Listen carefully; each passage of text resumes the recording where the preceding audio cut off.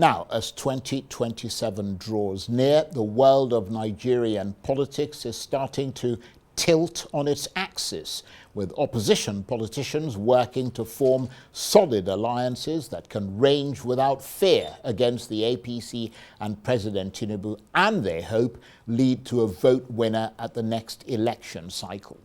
But to achieve this, they would need to check their massive egos and personal ambitions at the door and form an almost instinctive bond amongst themselves, drawing on one another's strengths and saluting the same principles. But how possible will it be to knit the realms of the likes of Atiku Abubakar, Peter Obi, Nasser El-Rufai, and Rabiu Kwankwaso, etc., into a closer political collaboration when they themselves have been immersed in huge, crushing fights within their own parties? Wouldn't it be just a matter of time before things turn really nasty, as the APC and supporters of President Tinubu have predicted? Well, for analysis of this and other stories, I'm joined now in the studio by the policy strategist and group CEO of the global investment and trade company, Baba Yusuf, and by the public affairs analyst, Mazi Nnamdi Dixon Iroegbu, who is both an obedient and a PDP member. Gentlemen, thank you very much indeed for coming in. Thank you for your Great to see you again. Let me start with you, Baba Yusuf. A lot of opposition politicians hunched over in negotiation. I mean, we've seen that recently, trying to find ways to dislodge the APC in 2027. There's El-Rufai, who's defected from the APC to the SDP. Then there's Peter Obi of the Labour Party, who was seen recently in the company of Bala Mohammed, who is the governor of Bauchi State and a leading member of the PDP. How do you assess these apparent realignments or alignments? Well, first of all, it's a natural tendency when you are moving into midterm of an administration globally. Consciously or subconsciously, the crucial players start positioning and posturing and strategizing. So you can say it's an organic movement towards 2027. Now, talking about how the movement will evolve and, make the requisite impact, i.e., with the view to upstaging the incumbent, whether it is the president or at subnational level, the state governors, is what remains to be seen, Charles. In my view, from my own experience, this particular time is a time where I am seeing opposition parties that are in tatters all over the place. The lack of internal democracy is basically killing them. And although, to be fair, the APC is also accused of I'm coming to that because you see, you can say the APC is on high ground already. They are already incumbent. So they can manage their crisis due to the power of incumbency. But when I sit, with a strategic thinking cap for the opposition, they are on low ground if you are looking at a, war situation. And they should be consolidated, united, and more importantly for the citizens of this country is to see opposition parties that are, rearranging themselves to demonstrate to us that they are the alternative. Indeed, if opposition parties have internal crises they cannot resolve. Indeed, if we have presidential candidates that cannot be able to apply political sagacity and political dexterity to unify their parties. Indeed, if they cannot apply political strategy to hedge against the incursion of the ruling party, whether subliminally or directly, covertly or overtly, then what I will ask myself is, do they really have the capacity to do what they are saying they are going to do? Just like we have seen, time and time again, people say they can, bring us to El Dorado, and then when they take over, it becomes a problem. So why I'm concerned for the opposition is that you have in the person of President Bola Ahmed Tinubu a tested opposition figure that have war scars, if you like, have become a president. And whether you like it or not, you can wish him away. He's a political colossus, and he has the instrument of office. How are these other political colossuses and gladiators able to learn from the past and to consolidate and be able to give us a veritable alternative and convince Nigerians that this is the way to go? After all, in the last 25 years, almost everybody has been into any other party. So the question is, what is the ideology? What are the principles? And what are the actual interests? Is it for Nigeria or for personal interest? Well, that's an interesting point. I would argue that most of it is driven by personal interest. but I mean, we all know that, don't yeah. we?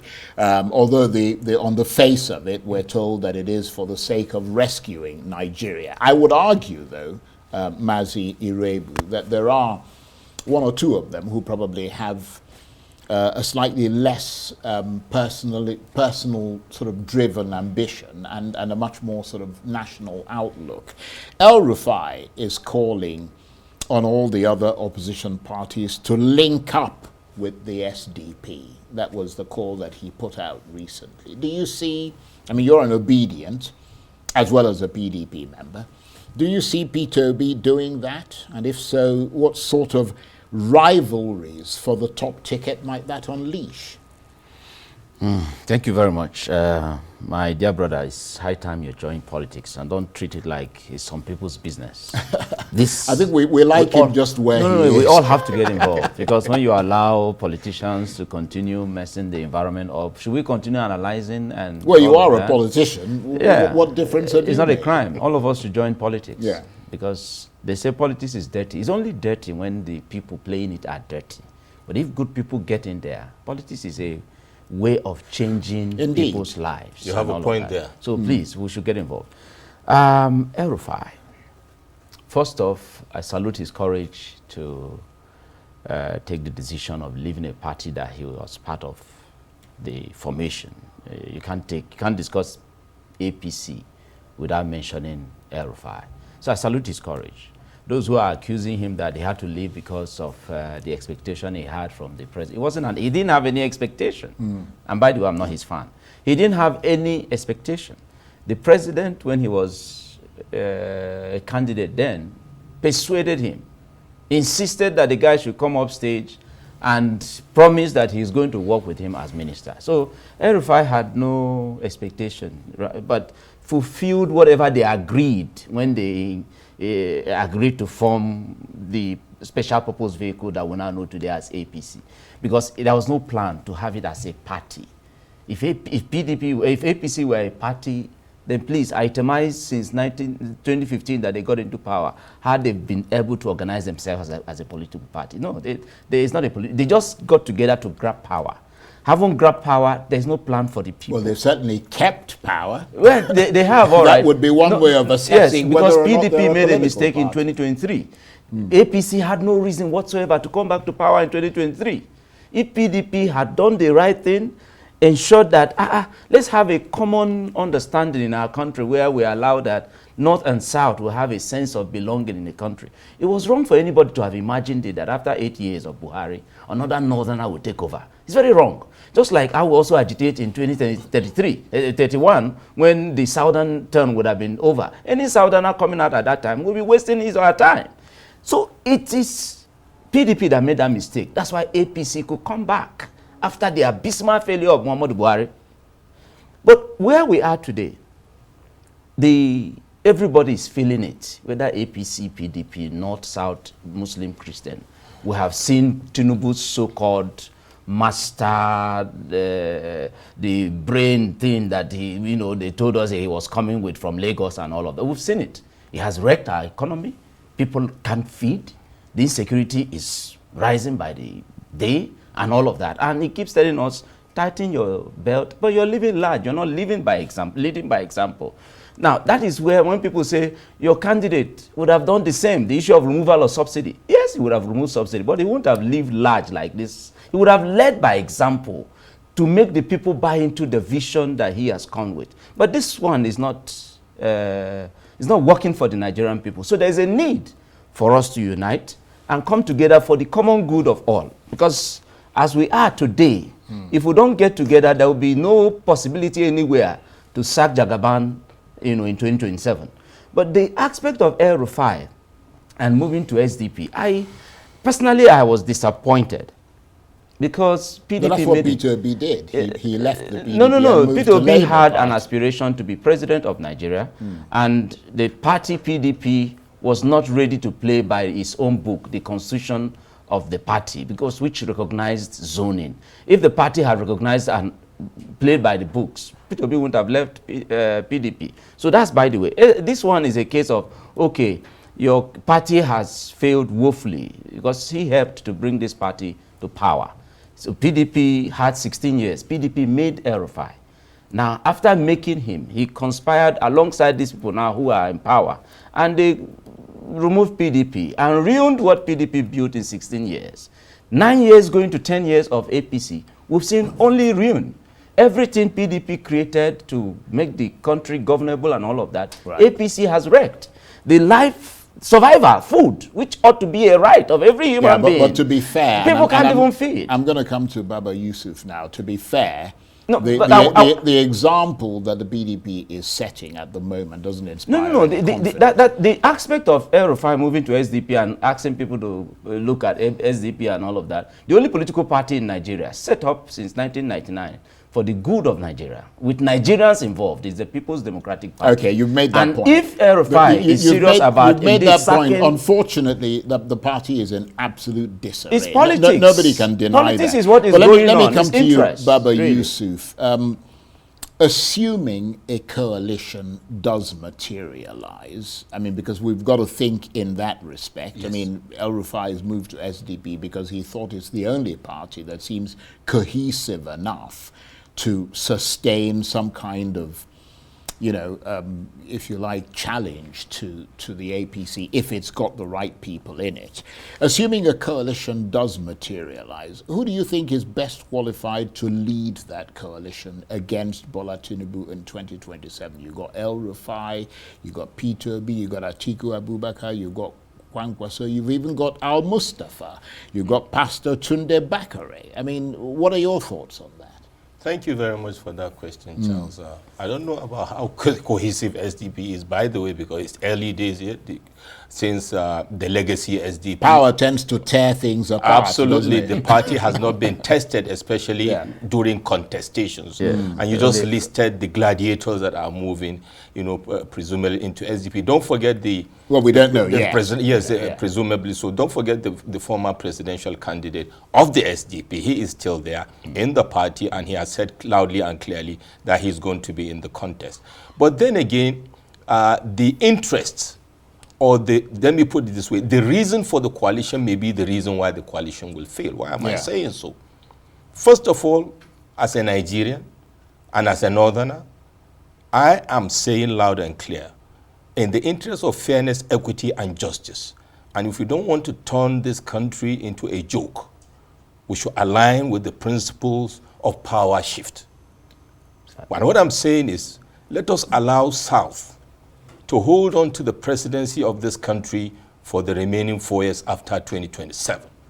And that way we have demonstrated seriousness for the unity, equity, and justice, for the forward-thinking movement of Nigeria. I don't mean to interrupt you. The problem there is that South means, you know, Southwest, Southeast, whatever. Absolutely. But if someone else other than Tinubu gets into office, they're going to want 8 years, won't they? Well, then that remains to be seen. Like I said, if we are serious people or not.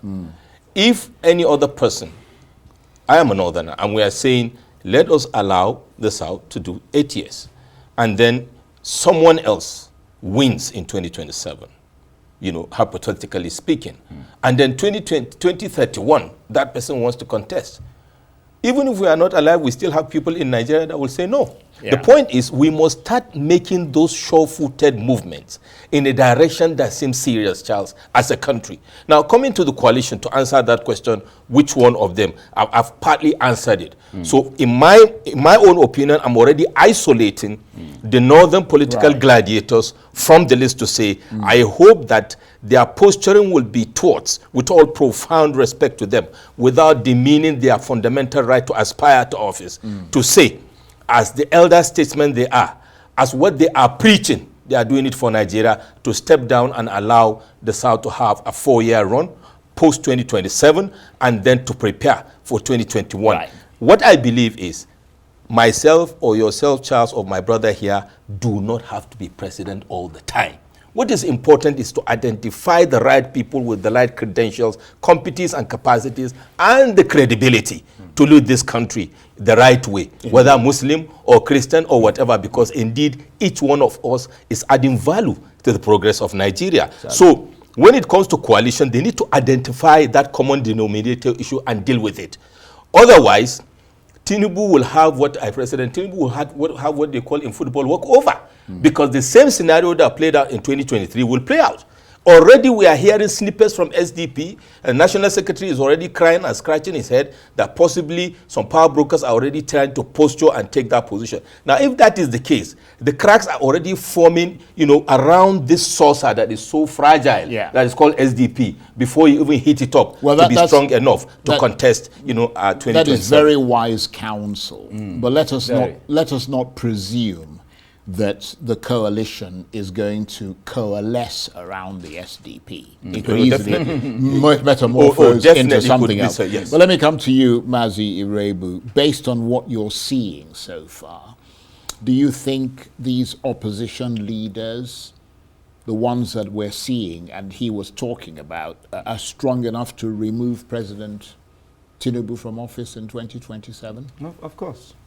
President Tinubu is just one person, and like I said earlier, he's got the power of incumbents. We have tested his governance. We have tested his capacity. And he's a very wily politician. So don't take him for granted. I wish all of those wisdom was brought to bear, in governance, so that Nigerians would, continue with praising. Yeah, but the issue here is not governance. But the issue is who's going to win the election in 2027. Let me address that. You see, I appreciate your honest position as regards this aspect of zoning. And I hope the politicians are out there listening now. Because if we're serious, really, to salvage this nation, to take this nation back from this ruin, this direction that we're going, then a Peter Obi is clear from the southern Nigeria. In fact, not wanting to be arrogant, that is the only southerner today who, if other Nigerians, particularly northern Nigeria, backs him up, and other Nigerians from everywhere, he will sack Tinubu before 12 o'clock, the day of election. Fact. And I don't see coalition. I'm seeing alliance. I'm seeing the possibility of alliance, and then they can retain their images, their name, and all of that, and adopt a consensus candidate. And this is in the person of Peter Obi. Even by the submission of my brother here, if northern Nigeria, just like the South did in 2018-2019 election, in my party, for instance, PDP did not zone the ticket to southern Nigeria. He didn't leave it open either. He zoned it to north. Because Buhari's first 4 years, everyone felt this was terrible for us. This is not good enough. We didn't look for another southerner to sack him. We went not just from the north. We went to look for another Fulani man who is more competent, who would do better than we saw Buhari do and all did at that time. So I think this same applies. Northern Nigeria should reach out to the other side. There is a southerner who, by his antecedents, Peter Obi, by his antecedents, has shown that if given the chance, you don't need two-term presidency to give the kind of leadership you want to come and give. You don't need two-term. With 4 years, you can make your statement. If you perform, if Nigerians now decide otherwise, that, by your performance, we want you to do another, and this has to do with all Nigerians, that would work. But politically, I am very sure that a Peter Obi would be requiring one term to prove to these other leaders that it is not rocket science to fix Nigeria. So if the alliance, these people, the political gladiators are meeting and all of that, if it is not moving in that direction of Peter Obi, and I was excited seeing him and the chairman of PDP Governors Forum, Bala Mohammed. And I want to believe that if such a ticket, a Peter Obi for president and Bala Mohammed vice presidency, I want to believe that we would get a goodbye against. Okay, well, that's still a long way away. So alliance would work than coalition.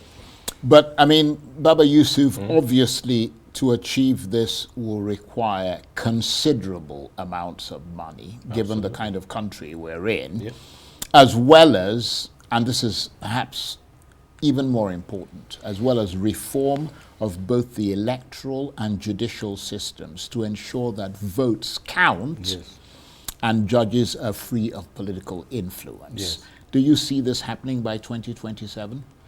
Well, the truth is that the opposition needs to understand, I think they do, because they are highly experienced. Maybe they are a bit overconfident.